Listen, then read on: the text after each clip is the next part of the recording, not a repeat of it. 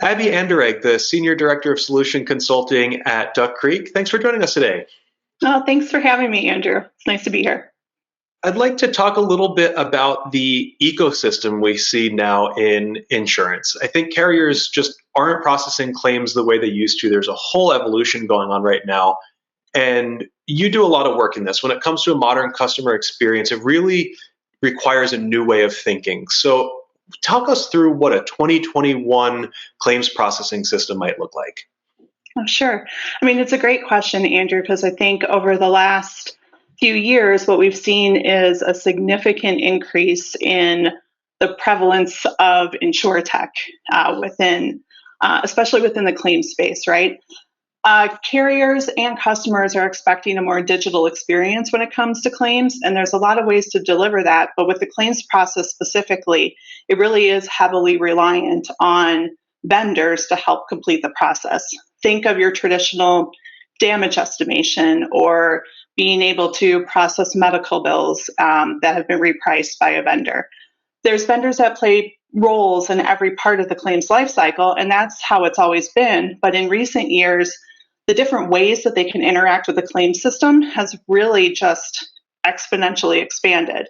So there's a lot more touch points within the claim lifecycle that can be enhanced and automated through use of these insurtech vendors. So being able to identify the right vendor to help you achieve your customer service and your digital goals has become a challenge because there are just so many choices these days. I think back to ITC last year in Vegas, and it was just nuts. I mean, there must have been thousands of vendors on the floor, right? And many of them offer competing products, similar products. How do you determine which is the best vendor to work with, right? When you want to provide this great customer experience, where do you even start? I would be overwhelmed personally.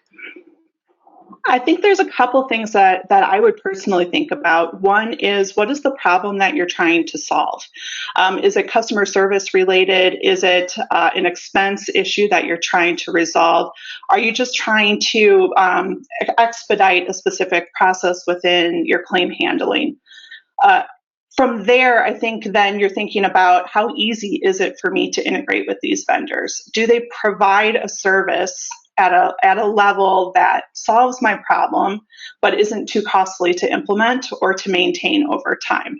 And I think with cloud to cloud connections becoming so much more accepted these days, that is really an area where insurers and core systems providers alike can really benefit because those cloud connections are much easier than your traditional point-to-point integrations.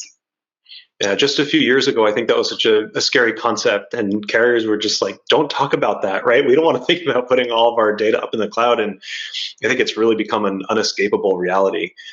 Let's change topics a little bit and about data, right?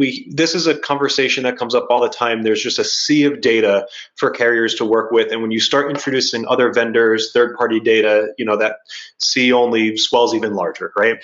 What would a carrier want to be thinking about just within their own data, what they have access to today?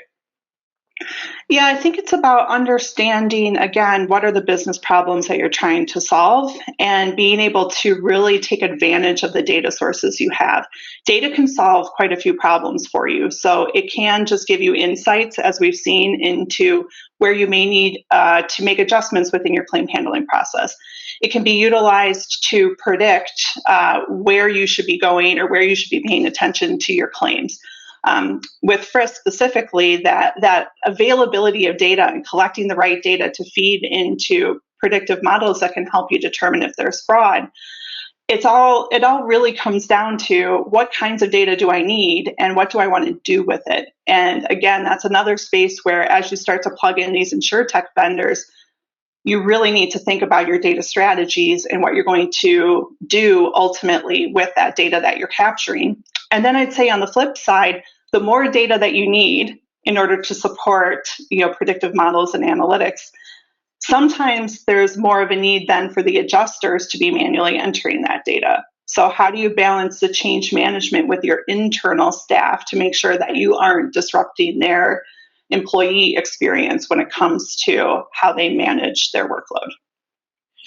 Certainly a lot to think about. Hopefully, it's not too overwhelming for everyone. I know you and I work together a lot to try to make this easier for folks. So hopefully, we're doing a good job. But I'm really encouraged. I think, a silver lining of COVID is that it's accelerated a lot of this change. And I'm personally really excited to see what carriers are able to deliver for their customers over the next 6 to 12 months. So appreciate all the insights and thanks for taking the time to chat with us today. Oh, thanks, Andrew. Yeah, it's really an exciting time, especially for claims. And I'm agreeing with you. I'm really looking forward to seeing how things progress here.